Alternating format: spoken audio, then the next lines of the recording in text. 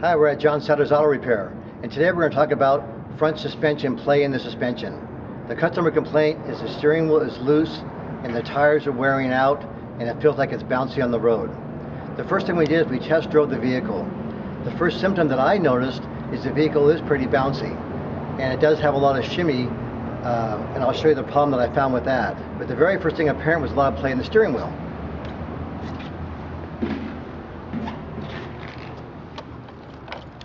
And when you just look at the steering wheel with everything off, it shouldn't have all this play. It should just barely move. The steering wheel has all this play, and down at the suspension, it goes from the steering wheel to a steering box.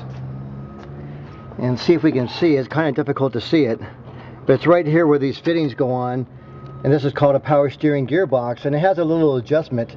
We probably can't really quite see the adjuster. But what's happening is it has an extreme amount of play from the steering wheel to the steering box. Then from the steering box to suspension, there is no play there. So the first thing the vehicle needs is a steering box adjustment to correct the play from the steering wheel to the steering box. That'll take a lot of bounce out of the ride, a lot of shimmy out of everything. So now we're going to inspect the underneath.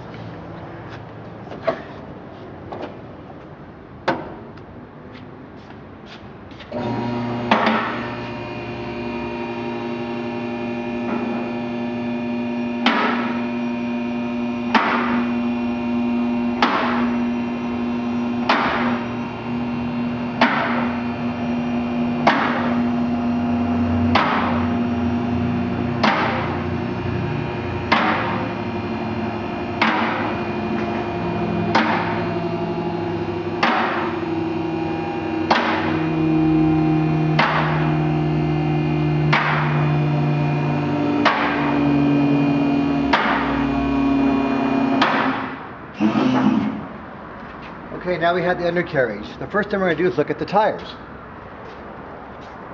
The left front tire, it's got some wear on it. It's still pretty round. It has a little bit of feathering here on the outside. It probably hasn't been rotated for quite a while.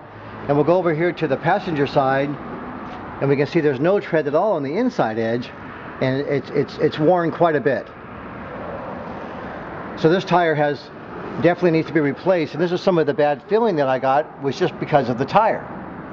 Now the other shop said that it had a bad Pitman arm and a bad idler arm. So we're closest to the idler arm here, and there's two ways you can test an idler arm.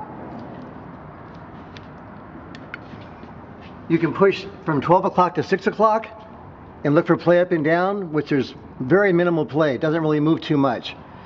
Then you can go to the wheel and simulate driving conditions and move the wheel from 3 o'clock to 9 o'clock, and then you can look and see how much the arm moves, and you might get a better picture from down here. And we're watching that arm move up and down a fair amount. Are you watching right here? Yeah. So when we watch that move up and down, this vehicle does need an idler arm based on that amount of play when the vehicle is under a load. Now the Pitman arm is located on the other side of the steering center link, and we check that by going from a 12 to 6 o'clock with a special tool.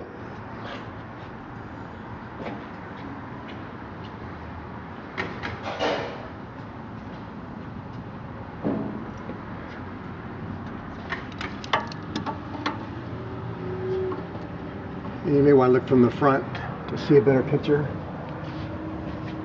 But we're going to squeeze this. It has a knuckle joint, a ball and socket in there.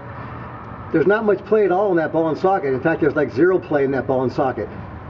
Then we can also test it under a load like we did on the other side. And you can see it has a very minimal amount of play.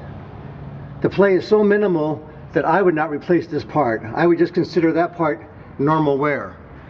But when we go back to the idler arm, when we load the wheel, you can physically see that that arm is jumping around a lot, and this idler arm is closest to the passenger side tire, so obviously we have the most, it's changing the toe of this tire. That's why it's wearing so much.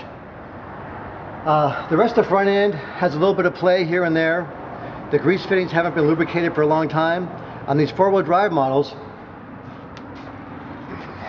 if you look on the ball joints, there's a grease fitting on the upper one up here, and then there's a grease fitting on the tie rod up here. This other tie rod, the idler arm has a grease fitting on it. So a lot of these issues can be avoided on some cars by having normal maintenance done. On the lower ball joint, if you go to the rear of the joint, there's a grease fitting tucked away right there. I went ahead and put some grease in all these joints to get it back to some kind of state of being normal again. Now, they said they had worn out shocks also, and they said the shocks were leaking. So this shock looks dry to me. It's a little bit dirty. We go over to the driver's side. The shock looks dry to me. It's a little bit dirty too. It looks like a Bilstein shock, and Bilstein made some shocks for General Motors for quite a few years. So it may be an older shock that came with the vehicle with that type of suspension. So it may need an upgrade on the shocks. The first thing I would do, I'm going to advise my customer, is to replace the idler arm, and then to buy some front tires, and then to have the steering box adjusted to get all the play out of the steering, and then get her wheel alignment done, and then she'll have a safe driving, no more loose bouncy feeling, and no out of control feeling whatsoever. So basically she needs an idler arm, a couple front tires, a steering box adjustment, and a wheel alignment, and that will put this car back in good shape again. And like I said before, you know, 125,000 miles is 2004 year model. Things are going to have a little bit of play. So you don't want to let someone sell you parts when things have a little bit of play. When things have an extreme amount of play, such as the idler arm, yes, then you want to replace it. So thank you again, and we'll have more videos soon.